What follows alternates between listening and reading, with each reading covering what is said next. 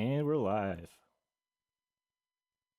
So, hello everyone, and welcome to our first ever GSM Live, where we are going to be bringing you some very special Splatoon 2 news every other week. So, welcome. I am Melissa, Acid Sunshine, and today I'm joined by Negus, over there, Prodigy, and Little Sound DJ. And DJ is awesome because he's also running the show for you guys today. So, we have a lot of really fun things because there's been a lot of news that's happening and it's just going to be so much fun to go through. So yeah, anything you guys have to say before we kick this off? Kendall? Nothing much. I'm glad to be doing, honestly, I'm really happy to be doing another podcast. He just wants another medium to trash talk putts with. Oh my god. That's not even me. We're starting off fast, aren't we?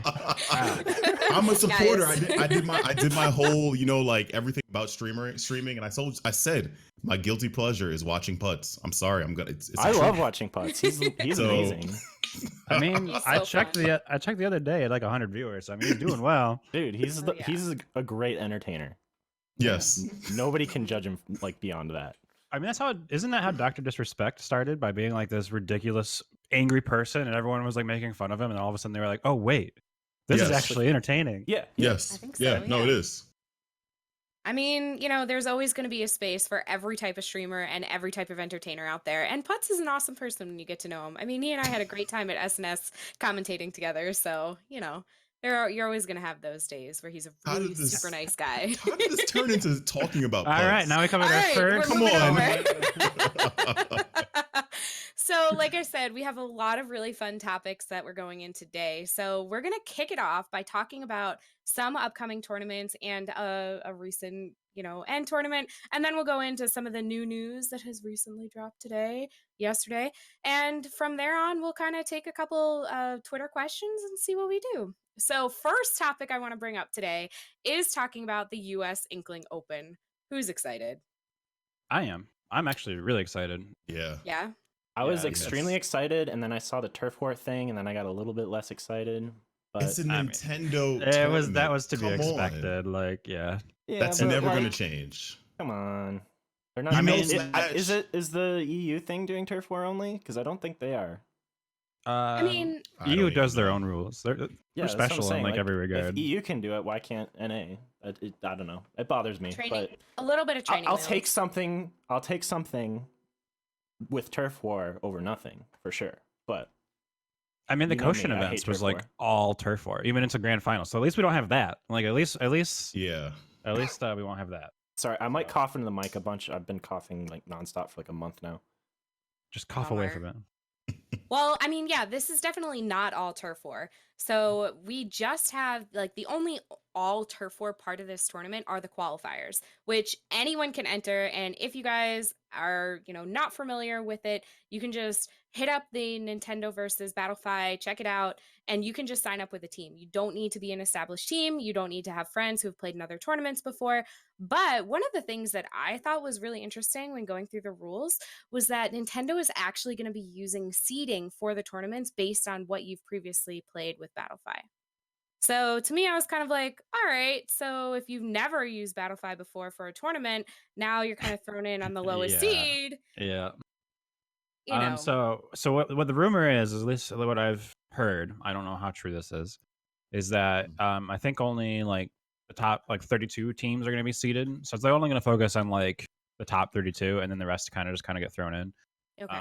And single elim. And yeah, it's single elim. Single elim like last year. Although I think wasn't top cut last year double elim, but I think it's just single elim for top cut this year. Yeah. If I remember correctly.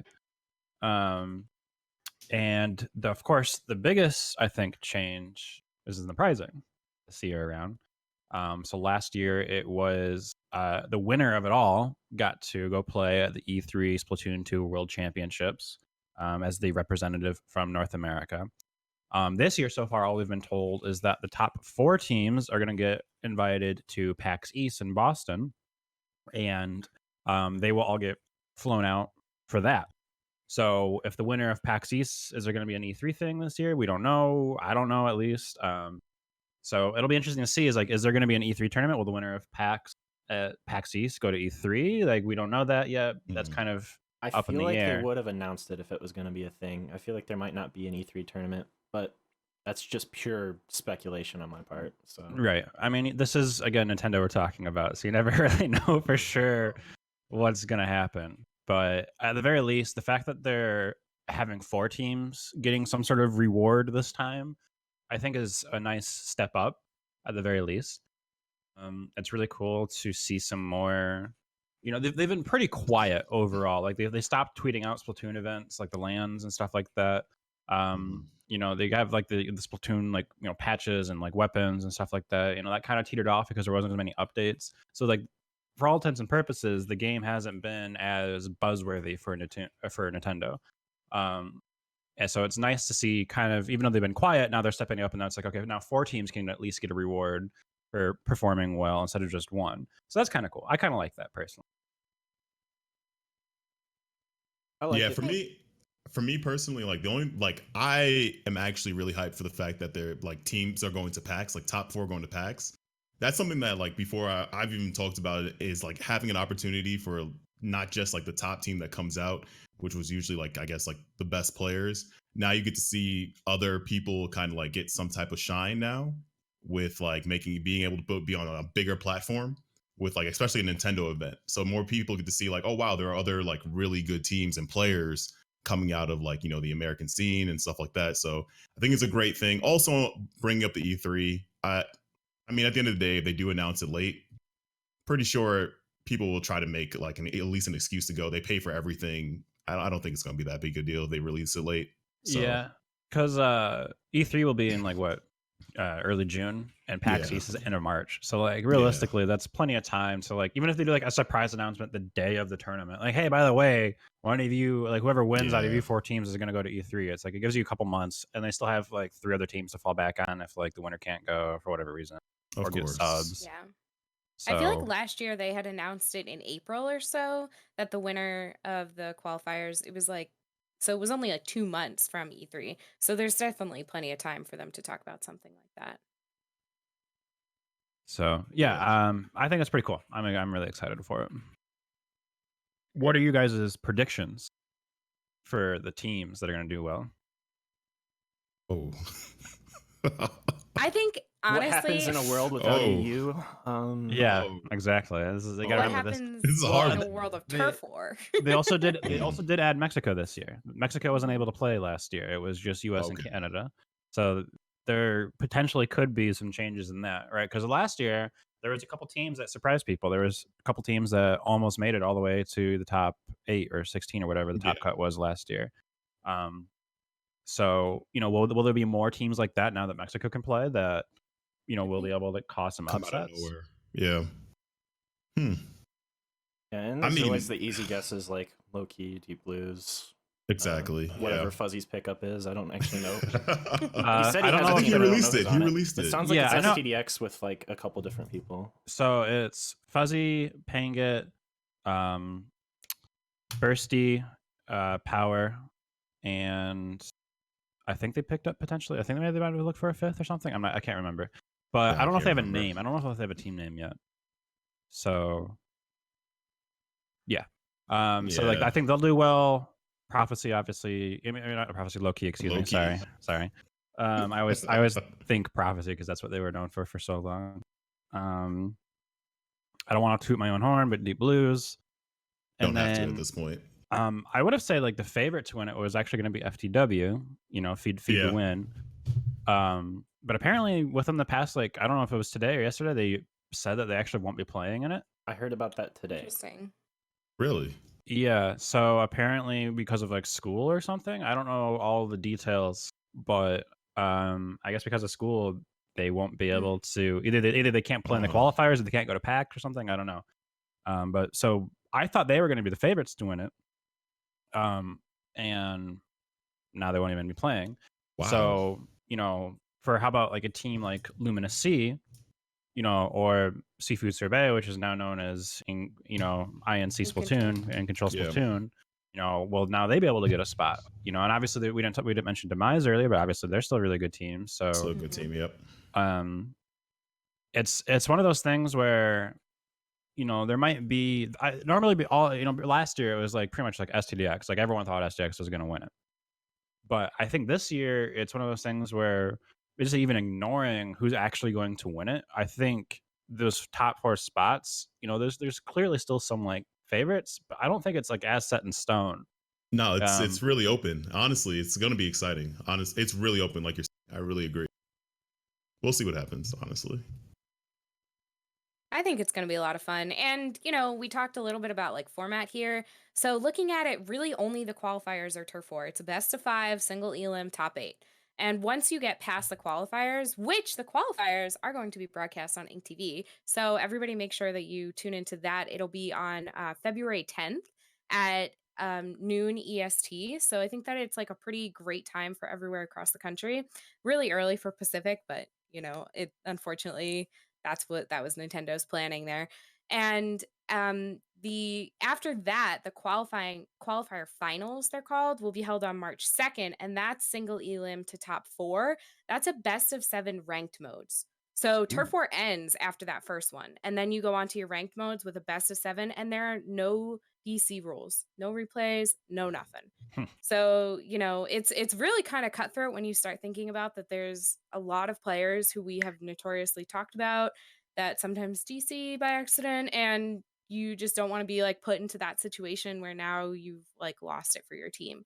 So best of 7 gives you a lot of opportunity for that, but it's still pretty competitive in terms of modes. And then our finals, like we said, PAX East, March 30th, that'll be top 4, and they go in starting the first part of the day. I read through the whole rules. They're going to start with like a round robin for seeding purposes, and then it's single elim. And the round robin is Turf War. So yet again, they have to turf out the competition to get, top seed. They go into a best of 5, and then grand finals is best of 7 with the top 2 teams. It's the exact same format as World E3, Finals. right? Yeah. So I mean, there's a lot of play, not just Turf War, but Turf War is going to be a lot of fun. For those that don't know, Melissa Acid Sunshine is a huge promoter of Turf War and Clan Blitz. Clan Blitz. My 2 favorite modes, Clan Blitz and Turf War. Hey, Kendall's been having a lot of fun playing Turf War on his stream, so don't roll your eyes. I roll my eyes. Yeah. Turf War's fun. So it's pretty awesome. You're talking to the guy that got Turf War out of competitive single-handedly, so.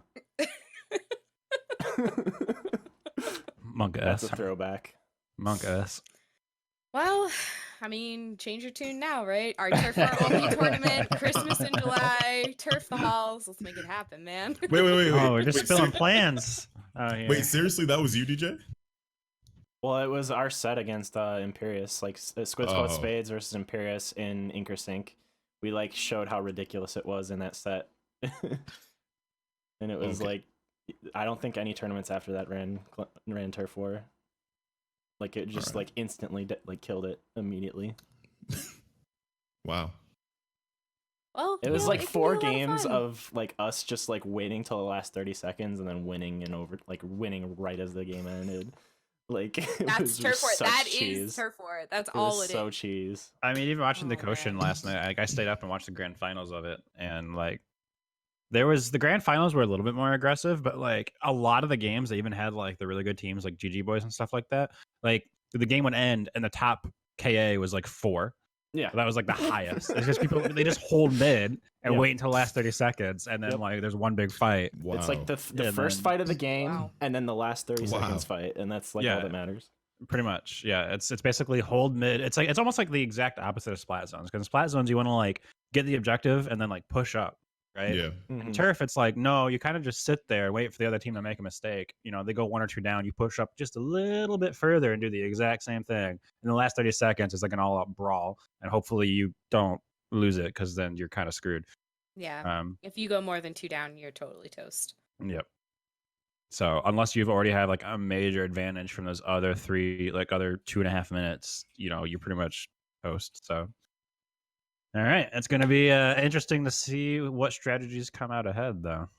Yeah, definitely. It's going to be a lot of fun to watch. So that's like our biggest, you know, news in terms of upcoming tournament. But Mhm. our closest news in terms of upcoming tournaments is Genesis 6, which is happening next weekend, right?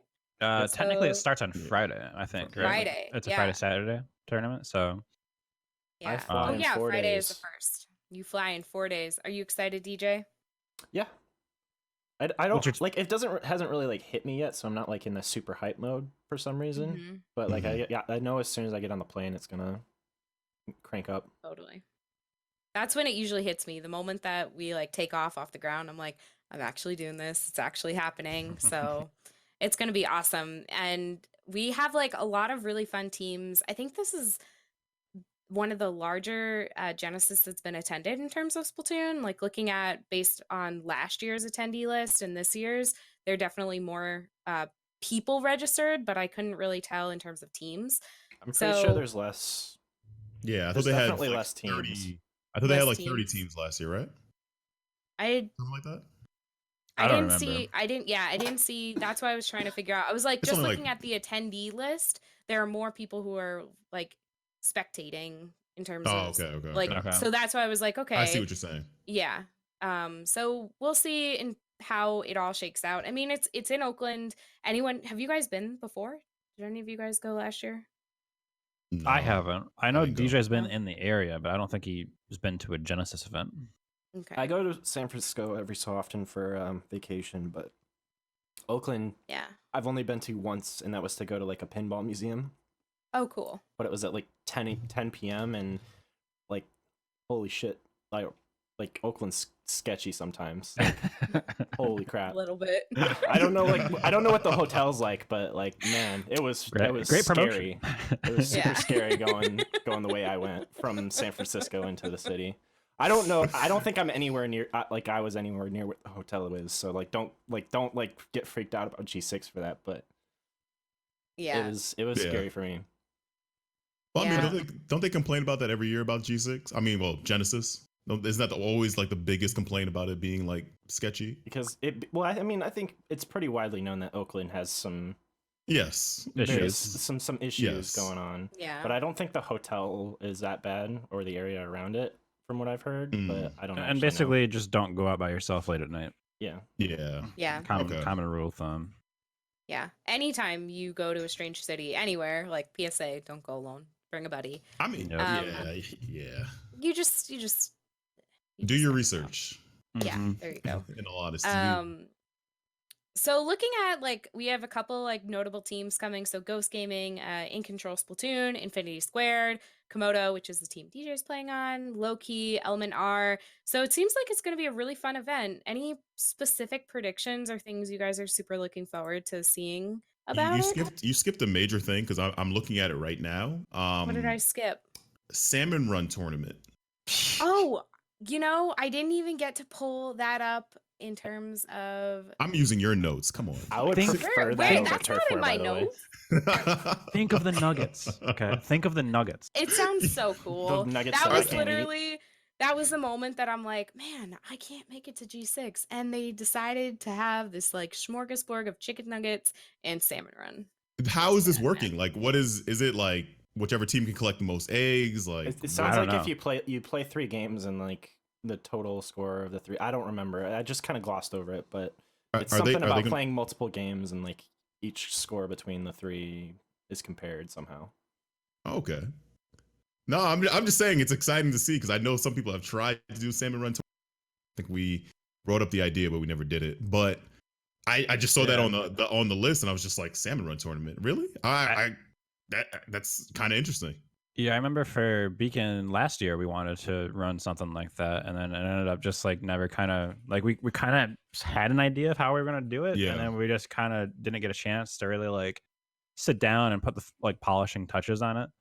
I kinda also just, didn't like, really scrapped feel it. like that many people were excited about it. Excited It was for it, like, Yeah.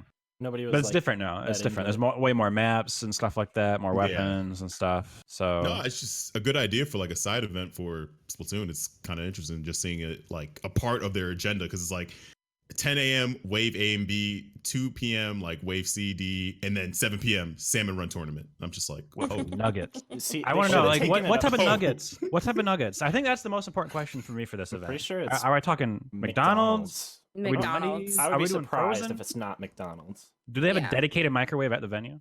Wait, what? I'm just saying, because like, I mean, Yeah, who 'cause they're gonna really get They're goes just gonna cold have and constant nuggies? Yeah. couriers coming from McDonald's, like just running Like, back Uber and forth. Eats. This They'll just isn't Uber Eats di- it up. Oh god, flashbacks to DPG, right, DJ? Oh god, that was awful. So like, I don't know. For me, it's like that's the key. That's the make or break moment. You know, are the Nuggets good? Because the Nugs aren't good, then I don't know, man. Yeah, I'm just saying. So they should have stepped it up even one bit higher and did 2 players, 1 controller salmon run. God. Tournament. That sounds I feel terrible. like that too would have made much. it 10 times more That's been fun, too much. actually. No. Yeah. That'd been ridiculous. Outside of that, going back Okay. to the Sorry. noteworthy stuff. And I did miss Luminous Sea. Chet has reminded me, also a pretty big contender in terms of teams. What's their roster for their Luminacy for Genesis? I couldn't find them on the list, so that's where I'm. Let me see if I can pull it up real quick. It's in that notes document. Okay. What I do think of, just off the top of my head as I pull up the roster here, You, Dash, is Jared, and Lux. Jared, Lux, Dash, Muty. Okay. I haven't played against Muty that much. I don't really remember Dash. Is Dash normally on the roster or is he a sub? I don't know for sure. I don't recognize Dash normally being on the roster, but maybe I just not remembering correctly. That Luminacy roster's not their best, but it's not bad either. So taking a look at this, personally, I still think it's Ghost tournament to lose. For me personally. Mm-hmm. Even if they have been actually kind of struggling a little bit as of late in terms of. Yeah, I was gonna say Loki could give them a run for their money the way they've been struggling a little bit lately. Yeah. So I think it's not as guaranteed, but I still think that they're my personal favorite to win. Yeah. Not even, how to phrase it. I don't think it's just the fact that they've been not winning as heavily as lately. I mean, they did beat Kraken Paradise in the first GSM qualifier and grand finals. They won that. Second GSM grand qualifiers, which was this past weekend, they lost in quarterfinals to Deep Blues 3-0. And then I think they lost in SQSS yesterday. Yeah, they didn't make top 4. 1-3. Yeah, like 1-3 or something like that. Yeah, they lost in quarters for that as well. That was Cheap, I think. Yeah, I think so. And so yeah, so like they've been showing a little bit more weakness as of late. I mean, don't get me wrong, they're still like a really good team, and I still think that they are my personal favorites to win. But then if you look at a team like weakness, or is it NA on the rise? NA on the rise. All right, that's another topic outside of Genesis. We'll get there. And on the flip side, Luminacy has been progressively getting better and better and better. So I don't think it's, like I mentioned, I don't think it's their best roster. And as chat said, Dash is a sub. So, it was Cheap beat KP and Ghost lost to Epic Gamers. Oh yeah, Epic Gamers. How could I forget Epic Gamers? Right.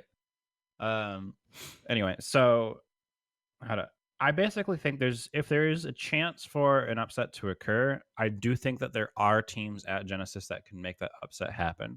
Last Genesis, it was Legacy. They did knock STDX into the losers bracket, if I remember correctly. Granted, STDX ended up coming back from the losers bracket and winning the event still. And I think Ghost ended up getting third at Genesis last year. I guess back then they were still Team Olive at the time. So, we'll have to wait and see, but I still think Ghost is my personal favorite. I think teams like Luminacy, Prophecy, Loki. Gosh, I gotta really stop doing that. And let's say I'll go with Seafood Sorbet, now known as In Control. I think those guys will kind of round up my top 3-4. You're not gonna predict the Komodo coming out of nowhere? I think Komodo will get top 8. I definitely. I think it's a little difficult for me to see them in top 4, just looking at what rosters are there. The other thing that we haven't even actually mentioned on is Kachi Fugetsu is coming out again, which is the Japanese all-girls team sponsored. Infinity Squared, I think. No, there's Infinity Squared and there's Kachi Fugetsu. I missed them too. Yeah, so I remember when they came to SNS, it wasn't their full sponsored lineup. Like everyone was a part of the org, but it wasn't part of their first their best team or something like that. So they were all part of the Kachi Fugetsu org, but they weren't all like professional players or something like that. I forget exactly how it was defined. So I don't know. I don't recognize the names. I don't follow them that closely. So I don't know if that's like a full roster this time, but that'll be interesting to see if they perform better than they did at SNS. They could be a surprise kind of out of there because it's like, again, it's like, when you look at the roster, it's like, oh yeah, I know these guys, I know these guys, I know these guys. And then you come to that team, you're like, oh, I don't know anything about them, other than that they're sponsored. So who knows? Well, another team is Azure. Azure, Mud Cup, Copilot, Rafa, and Pika. Yep, some good players are there. Yeah, there's a lot of really good pickups in terms of like key players that we're familiar with. Yeah, but, so it's one of those things where it's like I think the top 2 to 4, in my opinion, is kind of more consistent. But it's one of those things where there's so many good pickups. It's like, will there be 1 or 2 teams that can disrupt that top 4? I don't know if there's a pickup that can come in and actually still win this. We'll have to wait and see. That seems pretty unlikely to me. But I do think there's a potential for upsets to occur at Genesis. I think the middle of the pack will be very exciting this tournament because there's so many kind of even teams that'll meet each other relatively soon in the brackets, and so it'll be an entertaining tournament from start to finish. Completely. Yeah, I agree. Especially that salmon run chicken nugget best. I gotta wait to see what the nugs are. Everything else is irrelevant. Like that's the only reason I'm going is the chicken nuggets that I can't eat and the salmon run I've never played. Never? Not never, but I haven't played salmon run since November of last year, except I did play like 1 rotation of it because of main power up and I wanted to get a ticket.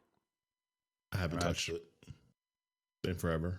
You guys don't care about the gear? I'm talking about November of 2017. I didn't touch it for a full year.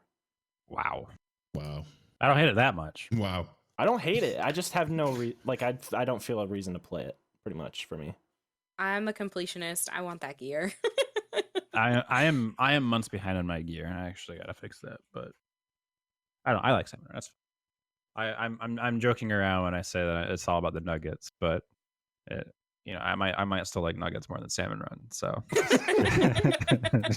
no one would blame you. No, completely allowed. All right. So moving on to tournaments that have already happened, we touched a little bit upon GSM Elite stuff that's going on. How about SQSS? Did anyone watch yesterday? I played yesterday. You played yesterday. How'd you do, DJ? Tied for 5th, highest placing NA team, unless you count Hero, but Hero's he's basically NA now. Yeah. Are you sure? Is that how that works? That's how it works. Because our top 4 rounded out. The first place team was Ninja from Japan, second place Cheap Cheap Squad, third Epic Gamers, and fourth was Nuance. So no NA teams in that top 4 at all. So you guys were the only, number 5, the first NA team up there. So great job. How'd the rest of the tournament go? How'd you feel like? Anything specific that anyone wanted to point out, or something that you're like, hey, this really stuck out, it was awesome? There was a lot of talk about like it lasting a long time, which I didn't really feel like that was an issue for me. I think though, like if I was gonna give them a piece of feedback, the only thing I would have said is top 32 seems a little bit overkill. But there was some complaint among some of the higher teams that the tournament lasted too long, but I think it ended before it hit the 6-hour mark. So I don't know. That doesn't seem like insanely long for a Saturday tournament to me. Yeah.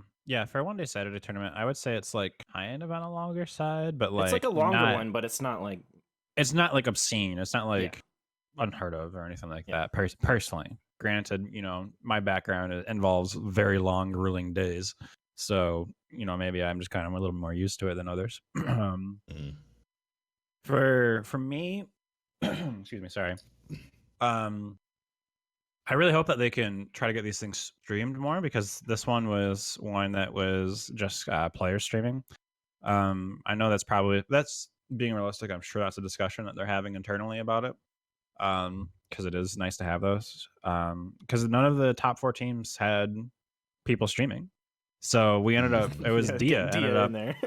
Dia talking to the TO, basically like, "Hey, can I like join these and like stream them?" And they're like, "Yeah, sure, go for it." I think other than the already touched upon upsets of Kraken Paradise losing to Cheap 03 and Ghost losing to Epic Gamers 1-3, if I remember correctly.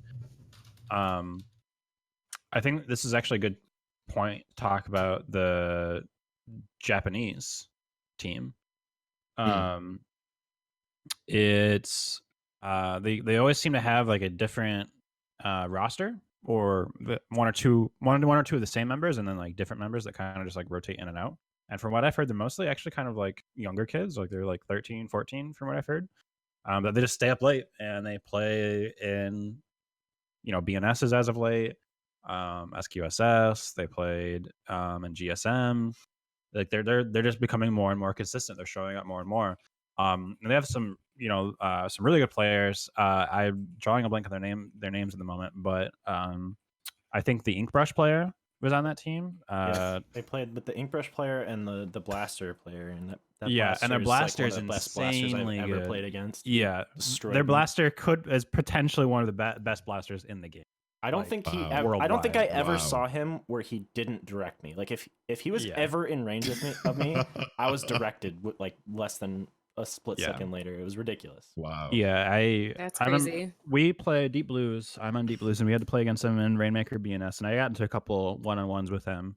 And it was basically, it's like if I didn't have good movement, I was just dead, just straight up. I had to outrange him. If I didn't outrange him, I was done for. So I think it'll be interesting to see if they keep competing, and if will they. I know Japan's much more kind of for pickup teams. They kind of just say like, hey, let's play together, and they kind of just do it. But if they ever solidify into like a solid group of like 5 to 6 players, and only those 5 or 6 kind of rotate in and out, and they keep entering these Western events, will they keep winning? Because like everyone's talking about how good they are all of a sudden. Like all the good players are just saying like, what the hell? Like what is going on? Like how are they so good? In terms of some of the comps they went, like Inkbrush, like who they won a tournament going Inkbrush almost every single game. Like I think they had like 2 games the whole tournament. They didn't run an Inkbrush, and then I think they ran Inkbrush the entire time of BNS, right, for Clan Blitz. So like that was Tic Tac's pickup, because Tic Tac's starting to talk to them more too. So for me, I think it'll be interesting to see if that team sticks around and keeps playing, and we'll see them in more SQSS, more BNS, more GSM events. Well, I mean, if they feel like they can keep running y'all for your money, then it's like if they're gonna keep running money, why not, right? Why not? Yeah, they're definitely beatable though. I think it's just people aren't used to that play style yet. Yeah, I mean, their first big run was BNS Tower Control, I think, and they were in grand finals against FTW, and they took the first 3 games, and then FTW reverse swept 4 games in a row. Wow. So, they're definitely still beatable, and they still have weaknesses. It's just a matter of, adapting to, a quote unquote Western style of play versus how they play, and the different weapons that are used and things of that nature. How good are they in the context of Japan? I don't actually know how good. I think they're new. Like I think they're like new. Over there? From what I remember being discussed, like the individual players, like they've accomplished things, like they're well known, at least some of them. And as a team, I think as a team they are new, and that they haven't really done anything. Interesting.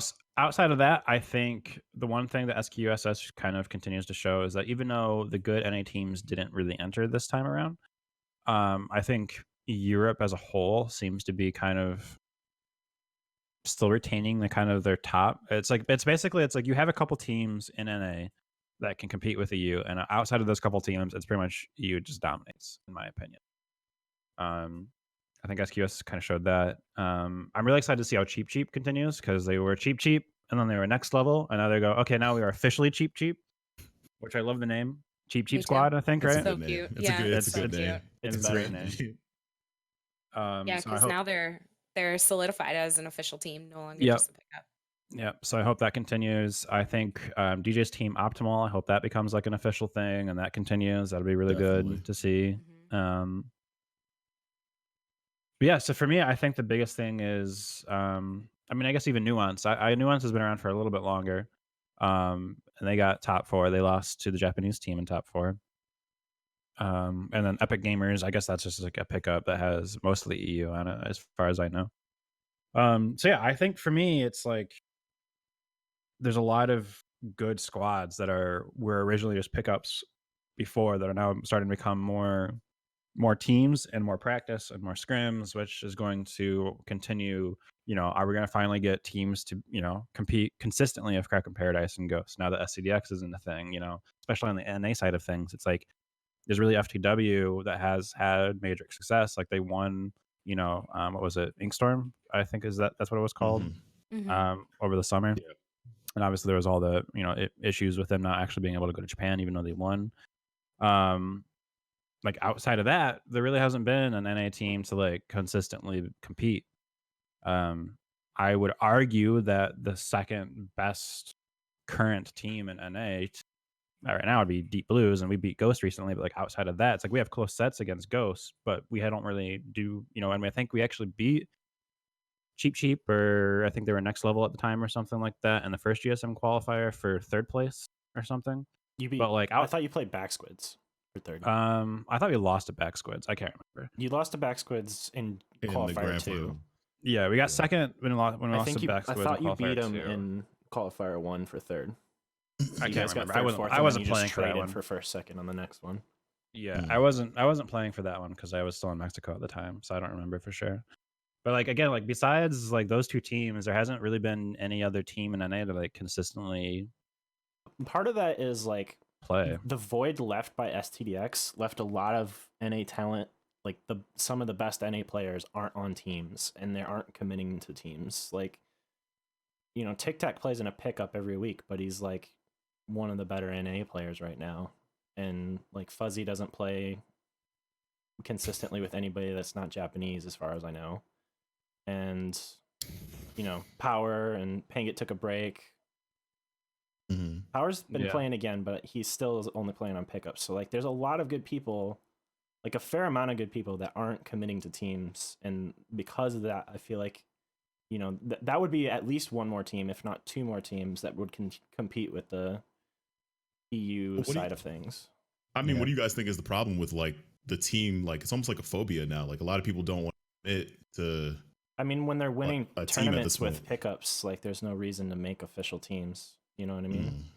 There's that, and I think, at least from what I know of, for example, Pangit's straight up just like too busy to commit full time. Yeah, there's different things for different people. Yeah, but yeah, we understand that.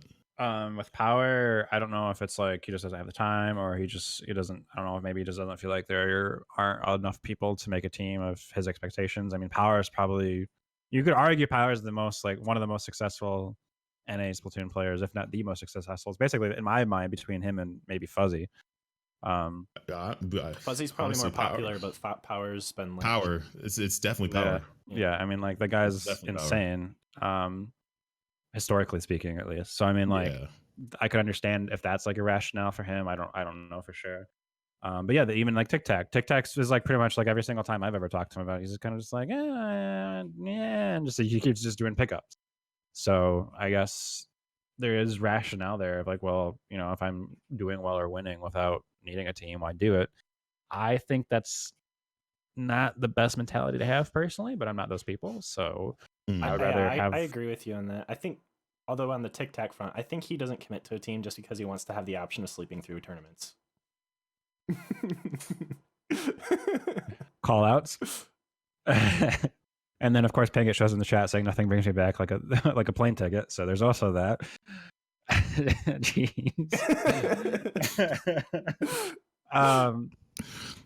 So yeah, I don't know. I really wish there would be these really good players that are kind of either just kind of floating around or just not committing. I wish they would actually commit. I think that would be really cool to see. It'd be really good to see for the scene overall. Also, will FTW it actually happen? playing in more things too. They haven't really played much besides Yeah. DNS. FTW is one of those things where it's like they're a bunch of really skilled players, but it seems like maybe because due to their age or whatever that there's too many of them. Like I know for Shaq, for example, he has to stop playing for like a week or two every single time like midterms come up or something like that for his school. Like I don't know how don't know how high school in Canada works, but like it seems like he's just out for 2 to 3 weeks. Well, even outside of that, like I don't think they've played anything this month that wasn't BNS, right? Like not as a team, no. Yeah, like if they did play something, I'm not aware of it. That's been mostly because of Shaq, though. That's what I'm saying. Like he's been out for most of this month, right? And then you have Ice, who historically has not been able to travel to events. Kyo's still in high school. Bursty historically comes around for a couple weeks and then goes away for a few months.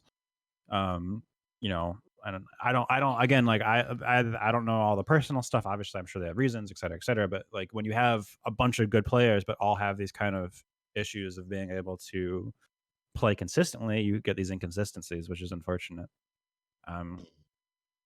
But like I do agree that the talent is there in NA. I definitely think it exists, but I don't know if there's just not the right grouping of people, or people are waiting for teams to kind of shuffle around and kind of sneak their way in. Like who knows? Like I don't really know, but well, I hope it changes. That's all I can really say. I mean, historically, you have like looking back, even how many teams, even for the NA side, really stayed together. Truthfully, I mean, you could say that for most of Splatoon. Yeah, that's what I'm saying. It's kind of always been like this until like the whole org build up started happening, and then it kind of fizzled out again once like obviously there's not as many org teams for NA as it used to be. But what would you say to like most people? What would be the advantages anymore of even being on a team if you could just wreck everybody by being a pickup? Right. I would still say that like the advantage of being an actual team is a lot of, you know, it's very short-sighted in my personal opinion to just worry about the Western stuff. When SCDX was like at their peak and really playing, they were entering Japanese events and they were competing and getting brand recognition from that. I mean, it was part of the reason why there was a lot of STDX fans at Platinum Cup, right? Yeah. So I would think there's that. I think it's just a consistency. Consistency is always good in a competitive environment.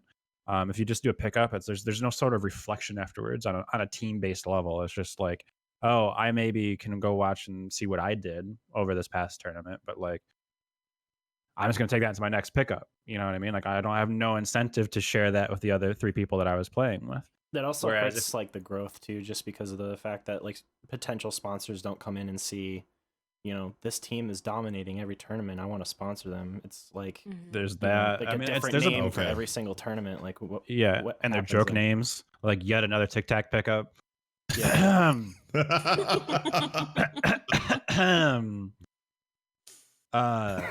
Thanks, man.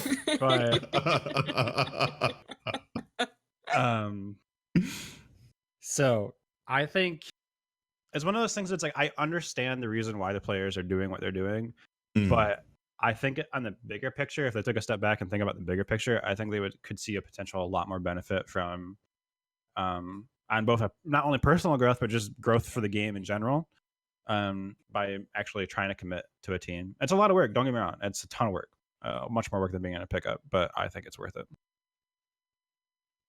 Fair. I agree. I think it helps to just also build the community that the more people you can bring together as a team, the more other teams want to come together to compete. So, all around, like, you establish a trend and it continues moving. That's just natural social behavior in terms of how we work as people. Some of that also can get thrown on the team, like the established teams that do exist now. Like if Deep Blues was dominating every tournament, like, and these pickups like didn't compete, you know what I mean? Like if they were getting like rolled in by a team like Deep Blues or Demise or Low Key, like every time, they can't beat these teams without committing to an actual team. Like I think they would start seeing that more. But when they see themselves going into these tournaments and getting first, second, third, fourth, like every time just by doing what they do. It's brand recognition. It's literally name and brand recognition. That is the number one thing. Like, for example, all right, free piece of advice to all the teams out there looking to get a sponsorship, and an actual sponsorship, not going to be being picked up by an org, because that's another topic we're gonna segment. We're gonna get into that. We're gonna get into that. Hot piece of advice: the number one thing they care about is name recognition, brand recognition. By putting our name on you guys, how many more eyes is that going to give us? All right, that is the absolute number one thing they're going to care about. So by doing all these pickups, you can maybe argue for you yourself being sponsored, but as a team, it's not going to happen. It's just not going to happen. So there's my free piece of advice for today. It's good. Can't afford to go to LANs, make a team and start winning things and get a sponsor. There you go. Speaking of simple, forehead. Speaking of, let's go into this topic of sponsorship versus being backed by an org. So what's the difference? Why are we talking about it? What, like, I wrote in our notes, like, a couple of teams that I just kind of went off the top of my head of who they are that, we know as sponsored, but they're calling themselves sponsored. Are they actually sponsored? So talk about this. I'm gonna go last because I'm gonna go on a rant. I feel like I'm gonna say the same thing you are, so I'll just let you do your thing. Kendall, you put your input first. Wow. You know what? I'm gonna leave. I know Prodigy. I know you were excited for. All right, do your rant. I'll just fill in the blanks after. Go ahead. Yeah. Go ahead. I'll throw in my piece after. I'm gonna have something to add to this towards the end that I put in the notes, but rant away. Go ahead. All right. So I'll start off with the most recent news, which is In Control coming back to Splatoon. And there was quite a bit of social media, Twitter kind of jousting and having fun and poking, mainly because historically In Control and Splatoon have not really meshed well.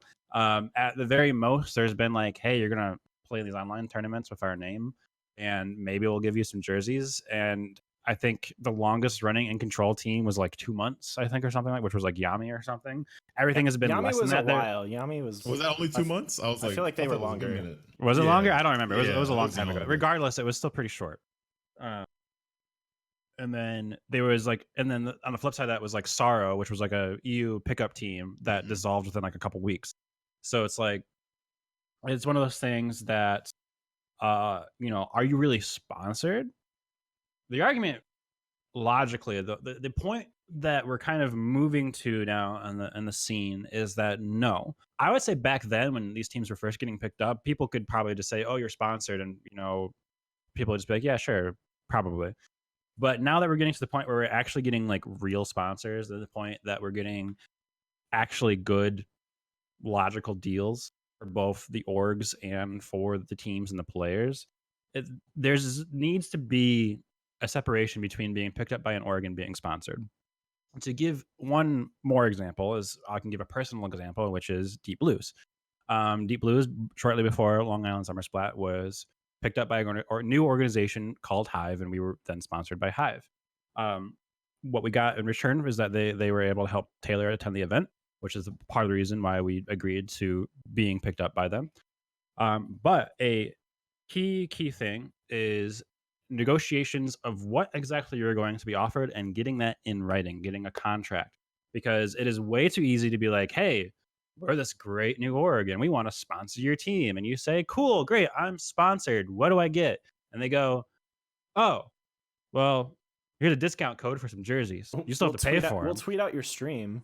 Yeah, we'll tweet out your stream. Like, you can put, we'll give you some fancy graphics that it's literally just like the Splatoon 2 base like title art thrown on there. Like, hey, new team announcement. It's like, That's not really being sponsored. That's being picked up by an organization. Being sponsored is something that's like Ghost, where it's just like they get actual incentive. I don't know the exact details, but the one has talked pretty semi-publicly, yeah, thank you, that they are actually sponsored. They actually getting things. They have a contract. They have stuff in writing. All of that is getting sponsored. All of that is actually promoting your own growth both as a player, as an individual, as a brand. The reason why there's a difference between being picked back up by an organization and being actually sponsored is because when you're a sponsor, there is a mutual growth between both the org and your team. When you just get picked up by an organization, you're basically just saying, hey, you can now claim to take, rights to whatever we do, and we get nothing in return, right? There is no actual incentive for you as a team or a player to really get anything out of that. And the reason why I think this is becoming such a hot topic is because there's been a flood of teams as of late. I think over the past month or two, there's been like 5 or 6 teams roughly that have been like announced being picked up by an org. And it's one of those things where it's just like, oh, cool, that is good. That is really, really cool. But then everyone's just like, oh my God, like another sponsored team, way to go. And it's just like, I don't know the details, but is it really a sponsored team? I think. Am I going to see them at the next 2 lands? Like, yes. Next 4 lands? Look at Ghosts. They're literally flown to every single land out there. Yeah. And in the case of Hive, there was some issues that we ran into. And part of the reason why we are no longer a part of Hive, without getting into private details, was because of some issues that the owner ran into. But the owner was very forthcoming about those issues that he ran into, and they told us as soon as they happened, they gave us a chance to talk it out and everything like that, and we dealt with it, right? It wasn't something where it was just like no side of, nothing on their side wasn't like, they didn't sketch around, they didn't dance around the bushes or anything like that. They weren't avoiding anything. It was some unfortunate circumstances happened that basically said like, here, maybe, we talked it out and we said, okay, maybe it's best for us to leave. That was our decision, right? Whereas a lot of this other stuff, it's like I'm not going to give names, but I've heard of teams literally not even signing contracts and saying like, hey, like, yeah, we're going to be a part of your org. We're sponsored now. It's like, you didn't even sign a contract. What do you mean you're sponsored? Like, they could literally turn around and the next day and be like, yeah, we changed our mind. Too bad. Like, if you're going to do these things, please, please, please do it right. Please, please, please, please get stuff in writing, and please, please, please get a lawyer to look at that stuff in writing. We got lawyers to look at our stuff. I am pretty sure Ghosts probably talk to people at the very least to look at their stuff. This stuff is really cool. It's great news. It's amazing stuff. But if you're not sure exactly of what you're getting, one, the worst case scenario, you're going to get taken advantage of. And then maybe, and definitely not as bad, but still bad, is that it's just going to look bad for the scene when all of a sudden all these cool people, cool new sponsors are coming in and they all just leave because there's no, they just can't, there's nothing against them from doing so. So please talk to people, talk to lawyers, get things in writing, be careful about what you're doing out there, because not only will it potentially reflect on you, but it does reflect on the scene as well. That's my rant. Sounds good. No, yeah. DJ, you have don't be a dummy. No, seriously, like, get something in writing. Like, that is the biggest thing. If you're not getting something in writing and with like signatures on it, you're probably best off not going with whatever you're thinking about. Like, there's very few reasons to go with being picked up by an org, unless you're trying to like, create some sort of like Twitter following kind of thing, where you're like trying to become like famous, like on the individual level, because you're going to use their 600,000 Twitter followers to boost your stream or something like that. That's like the only thing you get out of a picked up by an org thing. That's the next thing. Some of these orgs be having like 200 followers.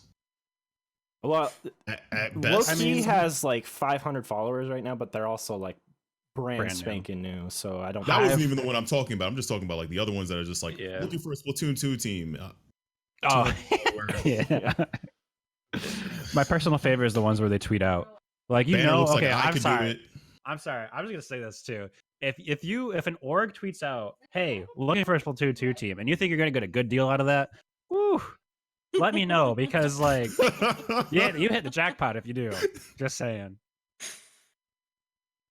And like again, this is like I don't mean to target any teams that are doing this or any orgs. This isn't a personal thing of like, oh, this one team, what are you guys doing? No, it's like a general thing that it is business sense wise.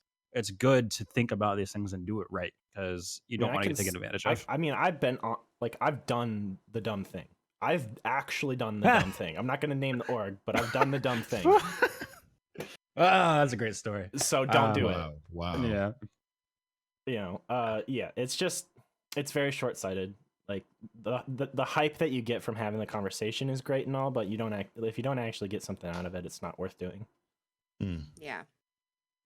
So you had something to add, Kendall? No, I was just literally gonna just add. I feel like it's just young community following for easy traps, like bright colors and things that like seem appealing. One of the biggest things also pushing forward, like, you know, people talk about like getting more sponsors into the scene. A lot of players always think that like, you know, it's just needed to be, oh, this amazing player, have tournament results, and then that's really it. Only thing I really wanted to add is just like content creation, having more, showing that you have something to add to the org, not org, but sponsor, so that they can actually sponsor you and get something back from you. It needs to be like something to work together with each other, at least. So yeah. Yeah. As I mentioned, it's all about mutual growth. All about mutual growth. And if you want to get something real, like even if you're not going to get a bunch of viewers right now, start making stuff. YouTube, like start streaming. Like streaming's probably the lower effort way to do it, but like YouTube actually will, like get you more eyes, and it's flashier from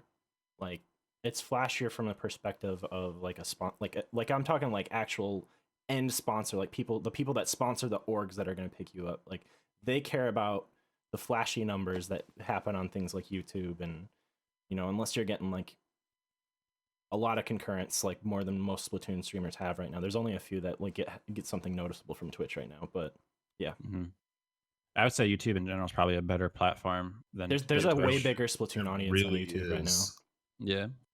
Yeah. I mean, just like marketing your team on there, talking about plans for the game, at least like it just shows more for like organizations to be like, oh wow, this is a game that actually like has a growing community, a budding community that we can actually put something into. So you know, actually, this is a completely random thing that's popped in my head that's kind of semi-related. I was informed a week or two ago that I can never pronounce his name right, so I apologize in advance. But Miss Misael from Low Key, he has over 500,000 subscribers on his YouTube. That's like, awesome. Wow, that's pretty cool. Like, wow. Wait, is that all from Splatoon or something else beforehand? I think it's just like a general gaming thing from. Okay. I had no idea. He's apparently he's like a big gamer in his country. I think of Chile. That's actually really cool. Yeah, is everyone like Googling this right now? Yeah, no, I'm trying to like find it right now. That's what I was told. I'm really trying to find it right now. Unless I was taken advantage of. I'm pretty sure the one said in a certain server that, you know, he has like a huge amount of subscribers, and I looked it up and it was true. I was just like, holy shit. Wow. That's pretty awesome. So yeah. Well, hey, no. That's the way to do it. Yeah. All those platforms to your advantage, and you know, keep working it. So on this topic, you guys kind of touched on this a little bit. What's the difference, or is it even worth an individual player to seek sponsorship? We were talking about pickups. We're talking about, you know, people not wanting to necessarily commit to a team. Is it worth a player to say, hey, I have all this following, I'm really good at this game, I play great on pickups, sponsor me, to a sponsor, and they kind of work off that? I think it's a hard one. Go ahead, DJ. You got it.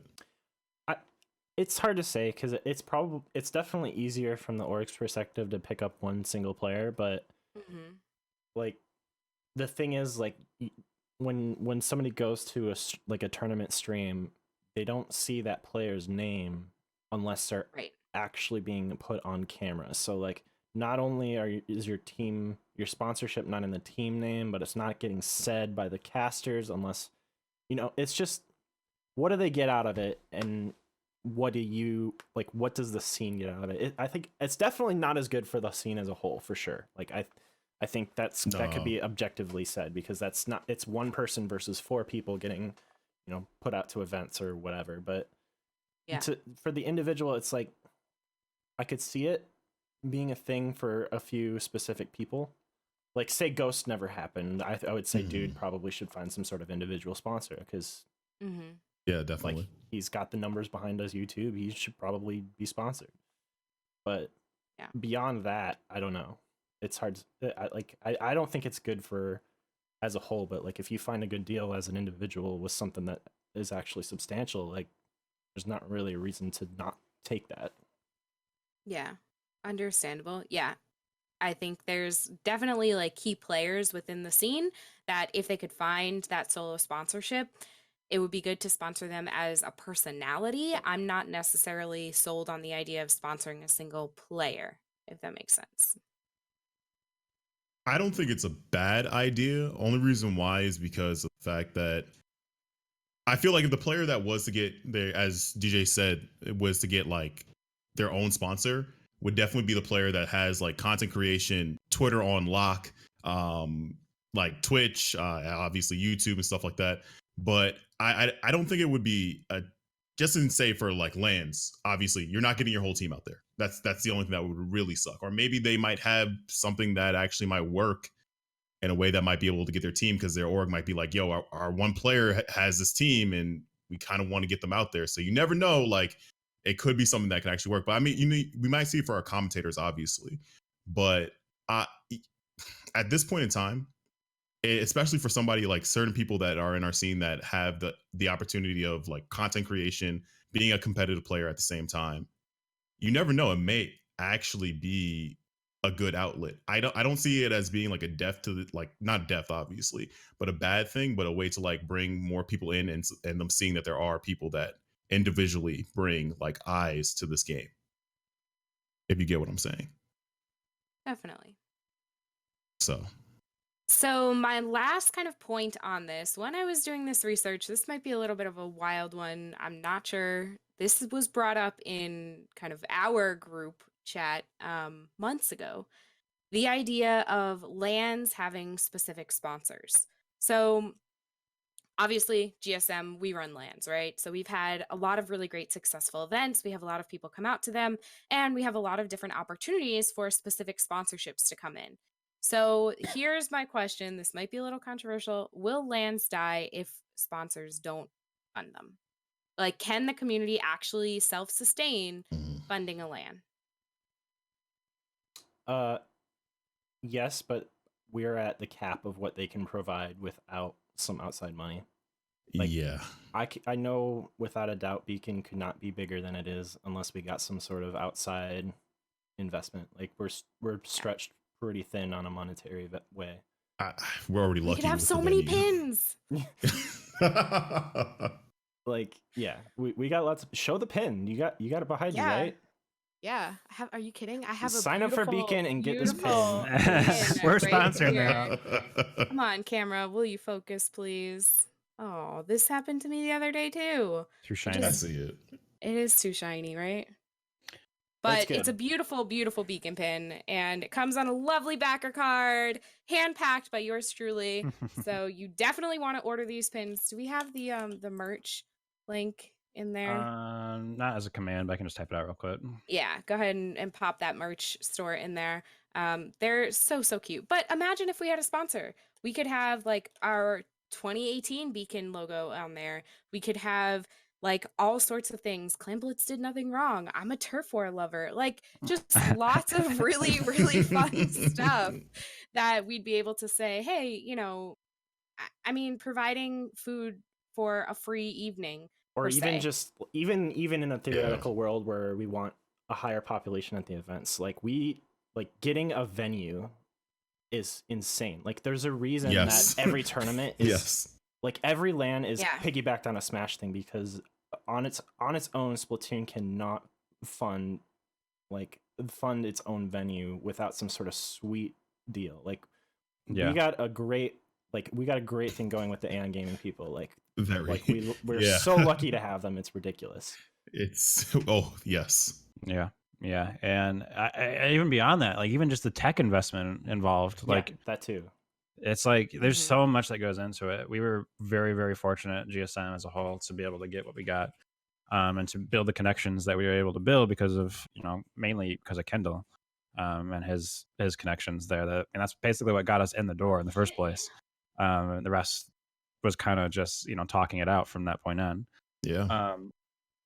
But I mean, like outside of that, it's like, before, when, as far as I understood it, when you think about back to Splatoon 1, it's like the first Squid Storm, right? That was like a random gaming venue or cafe or something in Chicago. Yeah, and Eric personally fronted the venue fee, as far as I know. Like it was like a lot too. It was an insane amount. Like I don't know how. Like that Squid Storm 1 was a miracle, honestly. Yeah, and then DPG was off of a Smash event, but that was also an EGTV event, so they kind of had it in that way, right? But it's got it's got Smash money behind it, so exactly. Yeah. And then the second Squid Storm was a random venue in Boston, gaming cafe. It's not like a big hotel, it's not a convention center. It was still a cool venue, but it's not like. And Eric worked there, so I'm pretty sure. And Eric worked there, and I'm sure that helped. Yeah, like when you talk about like the big lands, it's either you have an in or you're tied to a Smash event right now, because they're just simply, like, to be perfectly blunt, if we were to host a beacon at not Aeon, and we wanted to actually rent some sort of convention center room at a big hotel or something like that, you know how much more money we'd have to charge? It would be like 4 times the current door fee. It would be crazy. It would be a lot. I have anxiety. It would be a lot. It would be insane. It's just not feasible unless you have those big sponsors to kind of tie into it. Whether it's a tech, even getting monitors sponsored for your event is huge. Like, and then I mean, this can all relate back to like pickups. Like if you had more consistent teams, there are actual teams that could travel to these lands to help build some sort of name or recognition, rather than most LAN teams being formed of pickups. Like I get it, I get why that doesn't happen, especially in a team setting. But like, from a broadcast perspective, if we're able to craft the story ahead of time, like, right. I think that's why LASS was so cool, right? We had so many actual rosters, not just pickups, but actual teams at the time come, let alone the top 4 teams all being sponsored at the time, like, or picked up by orgs or whatever you want to call it, But I think technically the proper word would be called sponsors, as far as I know. I think all of those were sponsored technically. Yeah, I think as far as I know, those are all sponsors. But that was significant. A really, really big turning point, and it kind of showed in terms of the quality of the play and everything like that. I think it really showed. It was probably one of the more competitive lands in Splatoon history. So but then when you take that and then you turn around and go back to the norm of pickups, and there's one team that's definitely going to win. Like there's not that consistency there. That makes it hard for orgs to try to market that, especially, to be perfectly frank, like GSM, like we've only been around for a year, technically not even a year since we announced being GSM. So like we don't have that history quite there yet. I mean, we've tried. We've definitely tried. So it's just one of those things where it's like it's difficult to get it, but I think it's worth keep trying. I think it's not just us, but all the different orgs, all the different tournament organizers. I think it's definitely worth to keep trying, because I think we're almost there. I think we're seeing some consistent growth. Yeah, definitely. Sweet. I'm not as controversial as I worried. Great. Why do you think it was gonna be controversial? The idea of lands dying, within our scene, like that's always a scary thing to me. Like it's always going to go up and down. Like I don't think we're going to go way down. I don't think we're going to go way up until Splatoon 3, theoretically. Yeah. I was going to say my hot take is that LAN attendance this year across all events will be lower, with the only potential exception would be SNS, just because that's more like a holiday than a LAN. Yeah. I think LAN attendance will be down across the board for this year. The only thing I have to say about LAN attendance is, like, if people don't get about, like, especially Ultimate just came out. Please, there's a venue every single state, like Smash is huge, and like every state that they're like, even in like where I'm in Canada, Toronto, there's like huge events that happen here now. Try to, if you can, like piggyback off of a Smash event. That's literally like I can't harp on it as much as I possibly can. Like just try to, because you never know what can come out of it. Yeah, but we were. I'm laughing at what was said in chat. Don't worry. We're a local that came out of, you know, what was the first LIS? It was like 30 people or something like that. Yeah, 40 people. Yes. Yeah. Like we created a local out of that, and then we just like committed to doing Beacon and invested money and time and effort and resources. Yep. Like everyone invests. Everyone on other the team people can do different. This. And they can. And if you're trying to do it, like reach out to people like us. Reach out to people like EGTV. Like they'll help. They'll give you advice. Like, people will help. You will get advice. You will get help. Irek helped us a ton scheduling our first weekend. We learned a lot from that. Yes. Yeah. So like, and we still met Speaking Up. Yeah. Off all the DCs. Oh my gosh. We've learned a lot about networking that weekend. Yes, we did. Real fast too. Yeah. Yeah. No, but fun. like, oh man, I don't know. It's one of the things that there's so many other places that can just do it. There's a lot of scenes that could have locals right now that don't. Yep. All of them need like a couple people to just kind of like pick up the torch and go. You know what I mean? Like Florida does things every so often. I know that. I know there's a couple things in Texas every so often. I don't know why there isn't stuff happening in SoCal like weekly, because I know there's that many people there. There's gotta be. You know, like Midwest, I'm sure could create something, like Chicago area maybe. But I mean, St. Louis obviously has done locals. Toronto has done locals. Toronto does one like every other month. Like PaceCat, like hard carries them. Yeah, he does. And I guess just to make a clear distinction, because I do see there's some comments in the chat about it. It's more about the player base in those regions and reaching out to the player base in those regions. Because for example, for us here in Long Island, like we say we're in New York, which is, you know, that's big, it's important. But like, if you talk to half of our people that actually live in New York City, like in the boroughs of New York City, they hate coming out here. We have to absolutely hate their teeth absolutely out to hate get them coming out here. I have to. I don't think you understand. Like, I have to literally go down my Discord. Like, are you coming to LIS? Are you coming to LIS? Oh, you guys didn't get a venue in like the city yet? No, we didn't get a venue in the city yet. Come, and they're just like, you want to pay for it? It's like a 20-30 minute train ride. Like, come on, something like that. Yeah. So like, yes, we are in a fortunate location, all things considered, but that does not, by any way, say that we don't put in a ton of work of basically borderline harassing people to come out to our event. We will do whatever it takes to convince people. Kendall wears a dress, Prodigy wears a dress. Like, we've done all these ridiculous things to convince people to come to our event. It's a hustle. It is a legit hustle. It is a lot of work.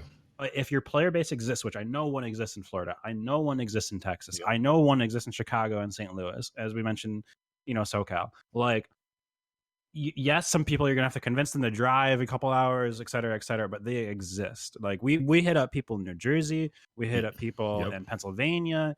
You know, it's not just Massachusetts. Future drives from Boston every single time we have one of these events, which is at least a 4-hour trip, probably closer to 5, depending on traffic. Like, we go all out to try to get people to come. Yes. So, and I think people think of like they look at like certain success and they see like, oh, you guys are doing lands, but it started off with 4 whatever people. Success starts at like 10 people, 15, 20. I remember how when DJ and I got involved was we saw a picture from like the Long Island server. It was just like we found it and I forget, we found the server first, and then I saw there was a picture of like 9 people that got up, and I was just like, how the heck did we not know about this? We would have gone. And then so we went to the next one, and then from there we was like, okay, this is the cool thing. Like, let's make this happen, let's grow this, and like we went all out. I just really believe, especially with like a lot of them played Splatoon because it was like one of the only things they played on the Switch when it first came out. There's a lot of people that are interested in it. You just don't know yet.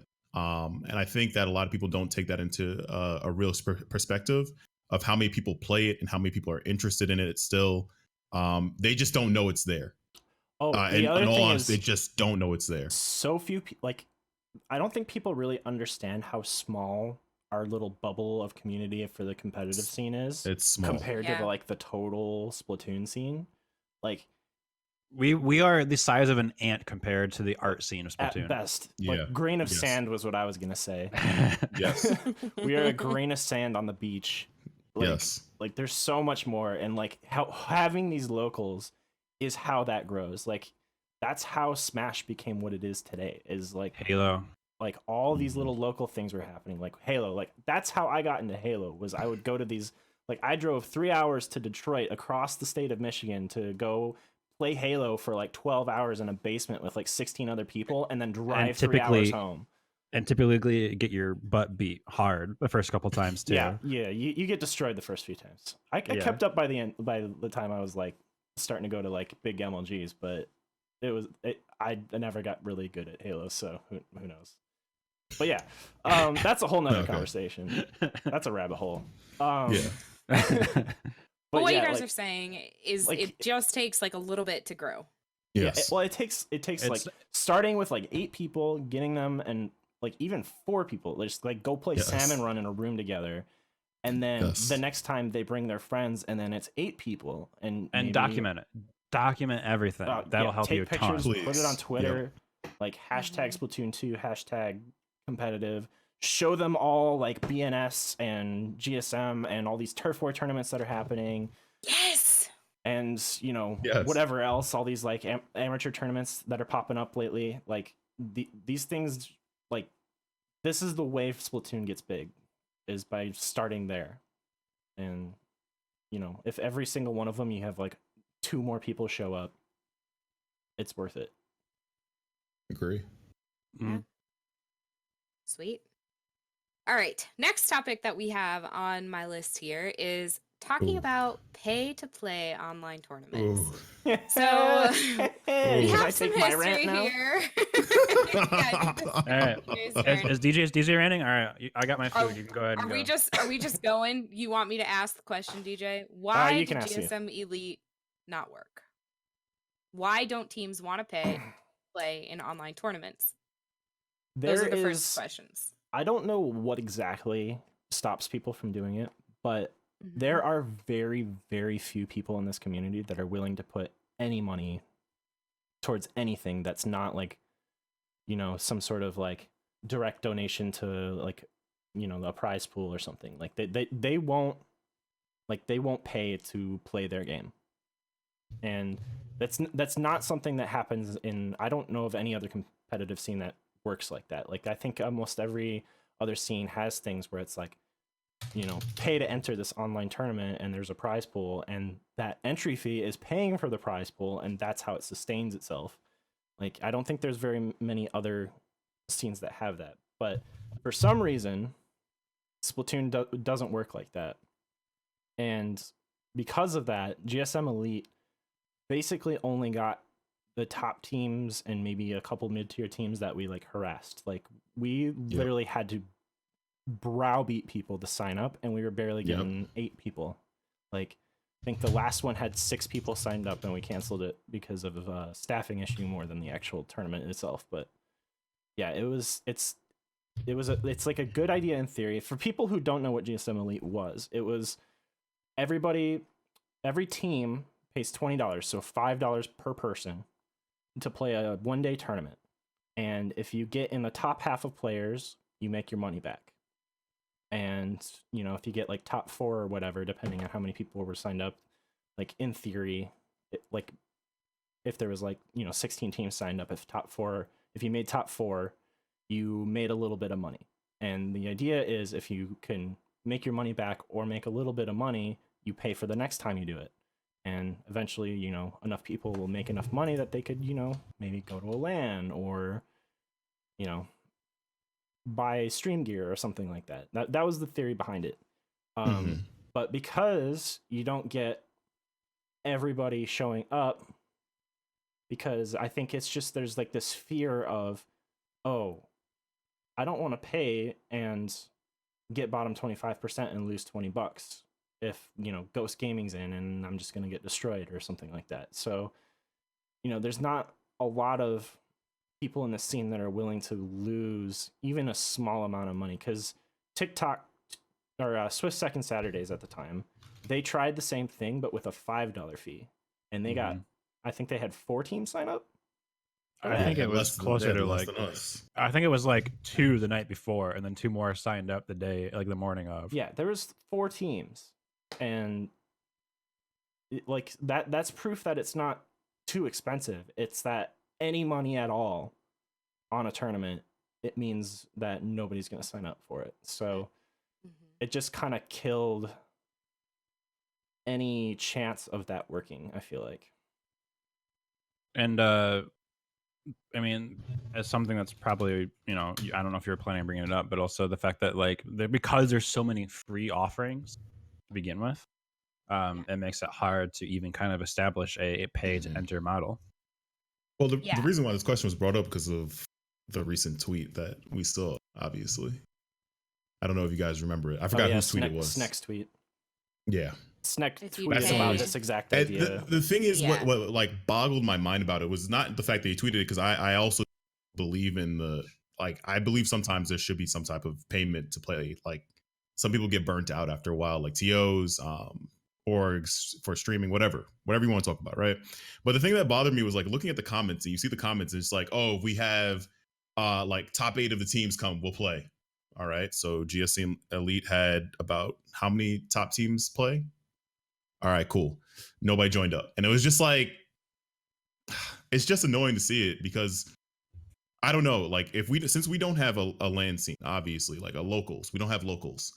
If more people want the incentive of like, oh, I want these big teams to play, but during like at least like a weekly or every other week or whatever it is, but they have no incentive to do it because of the fact that, I mean, the biggest tournament obviously is BNS, but that's at a later time or whatever it is. But if you want these teams to like join up and play, you need something for them to like be incentivized to do it. Even if you're gonna lose your money, like think about it like this: you're going to lose your money at a local playing at a Smash local.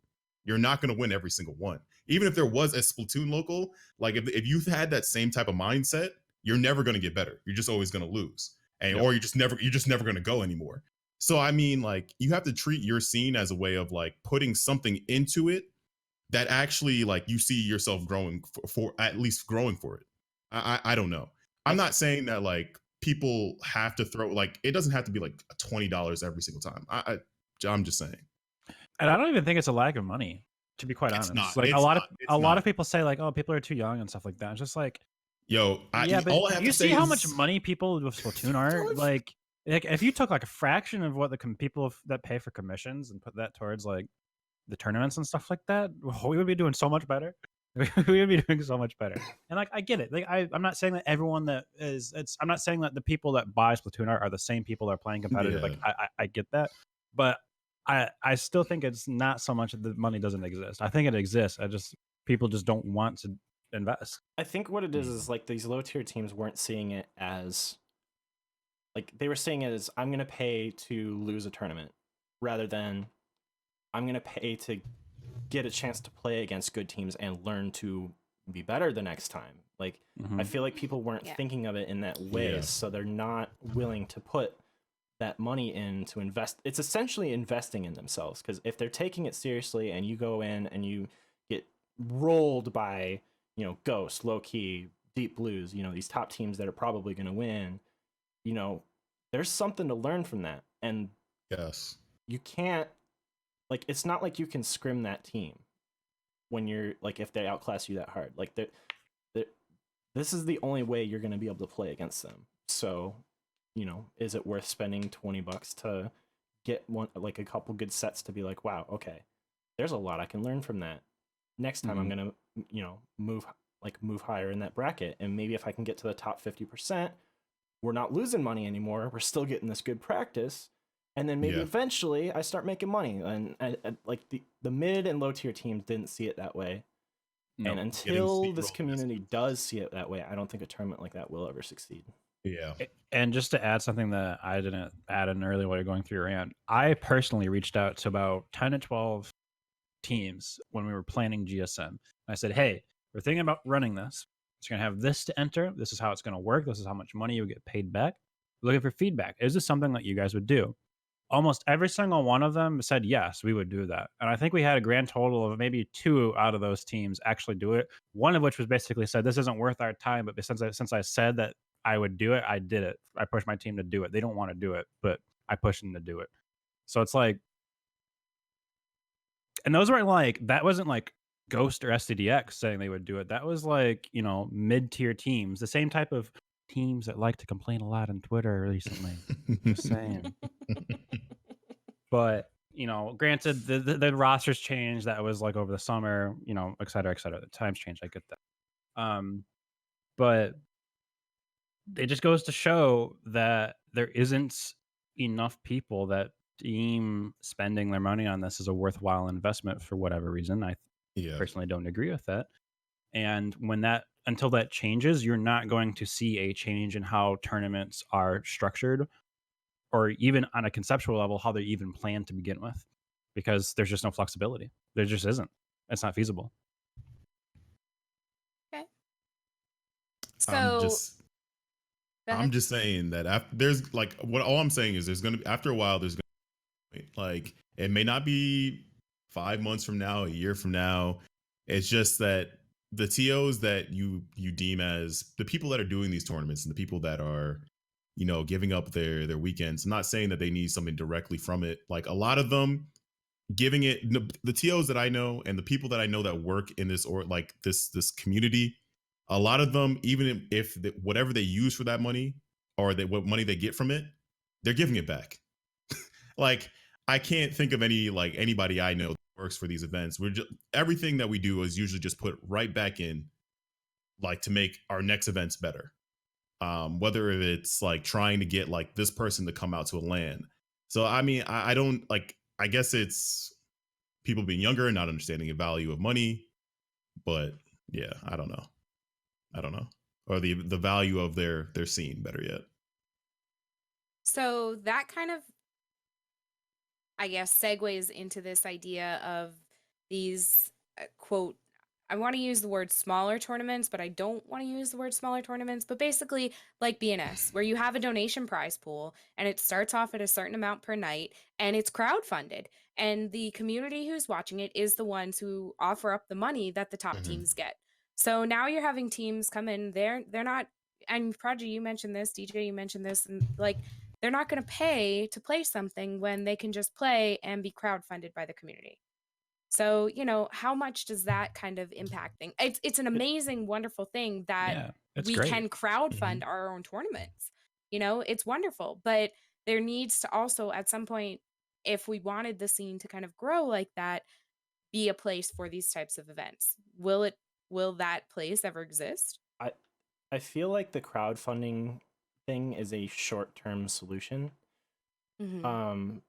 Mostly by the fact that we aren't a big enough population where you're gonna get enough, like $1 to $5 donations to get a noticeable prize pool. Like, I feel like most of BNS's prize pools come off the back of like a couple people donating $100+ and like that's the prize pool. And if those people ever stopped doing it, like, like the BNS prize pool would be way, way, way, way, way smaller. So it's just like, it's great. Like, it's the only way to go forward now with prize pools. Like, we need prize pools to incentivize people to play, but people aren't willing to pay to enter these tournaments. So we got to find a way to consistently create this money, so that, there's people that, so that the big teams will want to play, so that the tournament is worth watching and attending and whatever. But the crowdfunding, I personally don't think that's long term. I mean, BNS has shown that it's lasting at least 6 to 8 months or whatever they've done so far. But is that going to last next year? Is it going to be like, are they going to be still getting donations in 6 months from now? Like, there's no way to know. I think that it will last for BNS, because I feel like that's like the standard. I don't know. Like, I'm just looking at it from a Twitch perspective. I feel like that's the standard that they've set for like their tournaments, and that's like something that will continue on, because it's just kind of how like Twitch works. As long as like obviously Ink TV puts their best forward for these tournaments, I feel like that's just something that's always going to hold true. but will it hold true for like the rest of the scene? Yeah, Probably not. Is there room for another weekly to happen that is crowdfunded? Probably not. And the production value, I mean, I've commentated in a lot of BNS. The production value that the team does is so beyond standard of any other online event that I've ever done. Oh, and yes. no offense to like any other org or anything, but they're just Bleck is so attention to detail focused. He makes sure everyone feels comfortable with what they're doing. He's got your back as a commentator, as making sure he walked me through tech issues on my Mac when he's never used a Mac platform beyond some playing around. You know, like I think he is a huge reason why the production value of BNS makes it entertainment, and that turns into crowdfunding, and that turns into money into these players' pockets. So I think that it's, you know, it's a thing that is very specific for BNS, and I'm not sure it could work anywhere else. Yeah, I mean, again, the fact that BNS has this thing and that it exists, it's great. It is seriously great. That's really cool. But what happens? Let's say hypothetically, let's say in like 4 months, the donations stop coming in for BNS, and therefore there's not as many prize pools. And then because there's not as many prize pools, less teams enter, or maybe not as many good teams enter because it's like it does run until like 1 a.m. sometimes on the East Coast. Like, that's kind of late. I don't know if I want to stay up that late. I kind of want to go out instead. All these other things start happening, right? Just throwing out random hypotheticals. And then so BNS slowly starts becoming not as big of a thing prize pool wise. What are we going to do then? There's no other alternative. There's no other, that money's just not going to go to some other tournament. I mean, highly unlikely. I guess technically it could, but highly unlikely. And if there's people still don't want to invest, we're going to go back to a scene that just doesn't have investment, and that's not going to be good. There's going to be, if that does happen before other things kind of reach like a stable point, there's going to be a big drop off. Like, and there just is. And then what's going to happen is there's going to be a big drop off. There's going to be a big outcry on Twitter. And then there's going to be like, hey, introducing my new Tuesday weekly. Hey, introducing my new Wednesday weekly. And there's going to be this big weekly tournament resurgence. Everyone's going to be like, oh, this is great. But none of us will have money. And then, they'll all die off in a couple months. They'll be self-funded for like, however many weeks that they can afford it themselves. And, like if they're throwing in $100 out of their own pocket for like a month, that's a lot out of your paycheck to be given to Splatoon, adding in all the work you're doing to make the tournament happen. And like, it's not sustainable. And, it's just hard to see where the scene can go with the current model for me. Yeah. Fair. I personally agree. Again, I just want to reiterate that like what BNS has is great and it's good for the scene, et cetera, but it can't be like the only thing. Yeah. All right. So that brings me to the next point within this like pay to play idea that I kind of thought this up while I was writing these notes, and I just started thinking about social behaviors, right? So that's where this came from. So before anyone jumps down my throat, can you argue that a LAN is a pay to play tournament with the major payout being socialization with the other players? And is that really what we're lacking in an online scene? Because you can't go to a LAN and not pay anything. There's a venue fee, there's an entry fee, you have to pay for your food. If it's a weekend or a major, you have to pay for some sort of overnight accommodations. You're paying for travel. It's a huge investment to decide to go to a LAN, which is what a lot of people in chat have said, and we've said tonight too, that makes it more of a pickup thing instead of full teams coming out. But then you go to a LAN and there are like huge payouts that can come from this too. But a lot of these teams aren't winning those payouts. So what's the draw of a LAN where you're paying all this money to go and you're just paying to go and have a good time, right? You're paying for a vacation first. Yeah, pretty much. that's kind of like right now. So that's you're what it paying is. for the experience and socializing with other Splatoon players, like-minded people within your community. Yep. Yeah, I mean, I don't know. I feel like you can't hold, like there's you can't. It's apples and oranges. It's like the like a LAN is its own little beast, and you'll never see an online tournament that costs $50, $60, $70 per person to enter. Oh, never. Yeah. But like for for online, like it's not unreasonable to ask, $5 per person, even Exactly. $10 per person if it's like a super big happening thing. Yeah, and I guess that's where this thought had kind of come from, because I understand like what you guys are saying. You can't compare the two. It's completely different. But you're paying 60, 70, $80 per person, and we as a scene are asking players to pay $5 a team. I feel like you're paying $60 or $80, whatever. You're paying to meet the person that you've been talking in your VC with, like all these times, like as long as you've been playing the game. Paying to meet up with last time. You're paying to see Melissa. You're paying to see Nine, Kendall. hopefully. Like you're paying for so many like different reasons. Some people aren't going to even like win. Some people are going to lose the whole entire time and just have fun with their friends. And some pay just to be a spectator just so they can just hang out and not even have to worry about playing. That's me. Exactly. So like it's hard to. It's really hard to compare them.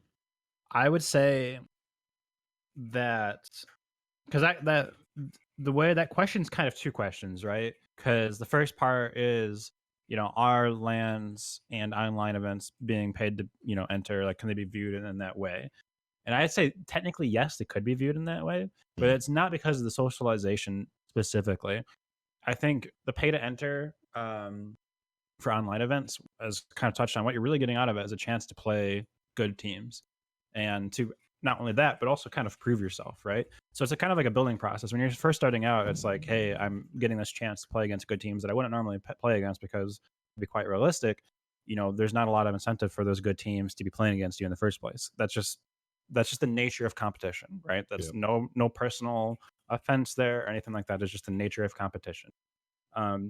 So you're kind of paying for that, and then you learn through your various experiences, and you start networking and you get more better practice and stuff like that. And then you start playing better and you're doing better. Well, now it's because you're paying to show your worth, right? You're paying to enter to show how good you are, what your team can do, et cetera, et cetera. The nature of the online events is that you can socialize with these people whenever you want. I could DM, everyone that I've ever played against right now while we're doing the show if I really wanted to. Like, I don't have to pay to enter to play in a tournament to do that. So I do think that LANs can technically be viewed in a way of paying to enter to get something out of it, but I don't think it's necessarily the socialization. And I still do think it's kind of comparing apples and oranges because of how different they are in actuality. Yeah. Awesome. Yeah. I just wanted to bring it up because it was something that I was thinking about as I was like writing up all these notes. So, any final thoughts on pay to play tournaments? I wish it could work, but until there's a giant shift in the mentality of the whole community, which isn't likely to happen, I don't think it will. Understandable. Yeah, I personally would love to play in tournaments like that every week, but yeah, I do want to, since Panget said this in chat, and I do want to bring it up real quick. Specifically about this concept of BNS is popular because they're giving a unique product, their unfiltered commentary and production value. That's kind of touched upon a little bit by Melissa when she talked about how much Black does and et cetera, and the production value of BNS. They do offer a unique product, and that's an important thing to keep in mind. Not only from the broadcast perspective, but just from the format in of itself. It is a single mode for the vast majority of their tournaments. So what mode you'll be playing every single time you come in, et cetera, stuff like that. I think the difference there, though, isn't so much that you can still have a BNS or a unique experience format that isn't unique simply because it's pay to enter. It should be that the pay to enter should be more so the norm to prevent or to give more incentive and more possibilities for these other unique events to exist, right? GSM Elite was a pretty unique idea at the time for the scene, but it still failed. I think there's a slight distinction. Like I agree with what Peggy's saying in terms of there needs to be that marketability. There needs to be something there that makes you stand out from everything else to help promote its growth, to show that you are worth the time and investment for viewers and for teams. But I think there needs to be some baseline thinking that opens up some baseline thinking changes that can open up some of these possibilities. Understandable. All right, ready to move on? So we have some fun stuff to kind of close this out before we get to a couple viewer questions. Let's talk about Sheldon's picks for Splatoon 2. So in my little note document that I have here, I did grab the graphic and I made a little spreadsheet of the ones that are coming back from Splatoon 1. So you guys all know I am not a Splat 1 veteran. I joined this game on Splatoon 2. So looking at these and so many of these specials, I don't think any of these specials that are in here are in this game. So what are you guys thinking in terms of Sheldon's picks? What are we going to get? I mean, are we going to have a lot more Booyah Bombs? Are we getting something new? Or like, what are we going to see? I like how your webcam froze on a very interesting face, and I hope somebody captures that. Me? Yeah. I just saw it on the stream. I mean, I'm hoping that they do something similar like they did before, where they create these kits that have a synergy that allows the weapon to do more than what it used to be able to do. Like the Grim Range Blaster had burst bombs in Splat 1, and it was like it had the burst bomb combo that it could do. And, like no other like that was probably the most potent example of that burst bomb combo because of the way the Range Blaster worked, except arguably the vanilla slosher, but that's a whole different thing. Broke the game. Yeah, and like maybe that's what you get on the soda slosher. Maybe that's got burst bombs now. Like who knows? Like please no.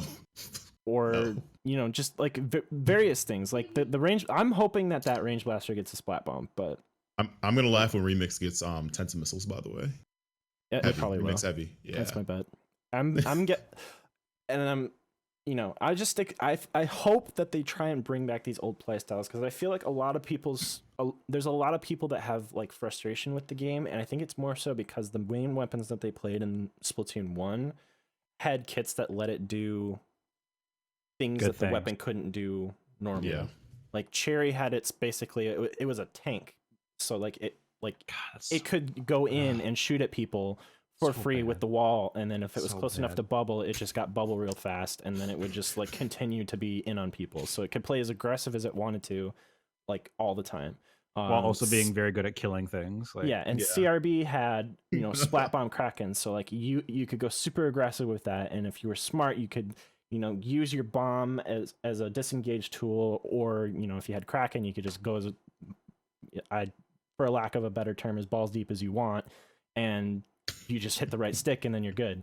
So, I could see stuff like that coming out. Like maybe you get Range Blaster with Splat Bomb Booyah Bomb. Like that could be a thing. Yeah. And that would allow it to do a lot of things that it wouldn't be able to do otherwise. So I hope that's what they do. But same, yeah. With the kits that they've provided so far, I think they're afraid of creating that synergy in the game again, because it definitely was hard for them to balance. Yeah. So are you guys excited for these new weapons? You think we're going to get a second set? There's been a lot of speculation on Twitter that this is our first set. They have like another 10 weapons planned. Or do you think they're going to be totally new? I mean, this is the remainder of this is all of the kits that we had Sheldon's picks before that didn't get a Tony Kensa kit. So this is just like they're basically just using the rest of the models they already had created, as far as I can tell. So it's kind of up in the air whether they're going to put more investment into it, because they did specifically say, but with the last Kensa stuff, that they were done adding new weapons. So I don't know, man. Can you tell me that you didn't see this? Like, seriously. I thought it might happen, but come on. I don't think I would. With how well this game did, don't think we'll see a I didn't think that it was called Sheldon's picks, but like with how well this game did, I feel like it was just a given that something else was going to come out. I mean, I thought that was I thought that was the Kensas. You know what I mean? I thought that was the Kensas too, because I timing wise, didn't it come out around the same? Like, wasn't Sheldon's Yeah, it was picks like about a the year same after the time. game came out or something like that? The only difference is there was more weapons for this game to come out, so it, like they went right into each other. So like by the time this game was running out of weapons to add, you know, Kensas came out. So, and wasn't there more incentive because like that's not like an actual brand, right? So it's like it was more like a sponsored-esque type of thing. So it was like a big deal that was like the ending thing they were going to come out on. So for me, it was something where it's just like I wasn't really expecting it, but I'm not exactly surprised. Mainly, actually, for my logic was mainly because there's so few weapons that have the new subs and new specials. Right, you only had the Kensa weapons that had those. That was the one thing in my brain that was like, oh, there's got to be more. There's got to be more.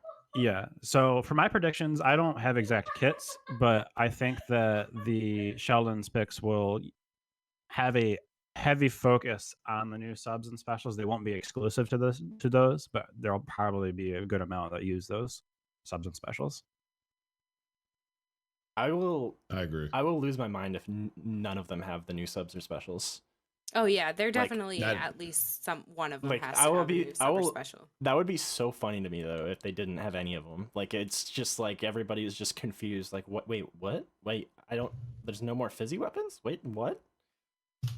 I don't know. That would be so funny to me. That'd be the ultimate troll by Nogami. Like, yeah, I know that there's only 3 kits in the game with fizzy bomb, and I know you want more, but no, sorry. Yeah. All right. So I think that brings us to our 2 viewer questions that we had from Twitter, which are both weapon related, as we just came off of those. So the first question comes from Cookie Splat. Which weapons complement the Explosher best for a team comp? That's a good question, actually. Neo Splash. Kensa Machine, Neo Splash. I mean, anything with, you know, splash damage, anything with anything that's like able to use the like significant amount of paint that the Explosher puts out. Like Carbon Roller loves having an Explosher on its team. Yeah, just general like a lot of indirect damage stuff, or like things that appreciate chip. Yeah, just kind of if we're just talking about vanilla Exploshers in general, just kind of ignoring like the specials. A lot of stuff you want to look out for is that Explosher is really good at painting the enemy's feet, preventing them from moving around a lot. So any sort of weapon or bomb or anything like that can take advantage of that situation is going to be good. So burst bombs, AoE in general, fizzy bombs, stuff like that. Like if you paint someone's feet to slow them down and then throw like an auto bomb or anything like that to make them panic, like that's gonna let you, even if you don't get the kill, that forces them to focus so much effort on running away and surviving rather than actually being like defensive and worrying about who's actually approaching you or something like that. That's what's really going to create advantages. Awesome. All right. What is the best weapon in the game and why is it Neo Sploosh? This comes from Paladin Knight Prime. That's all. I was about to do the same thing. Wait, no. My internet.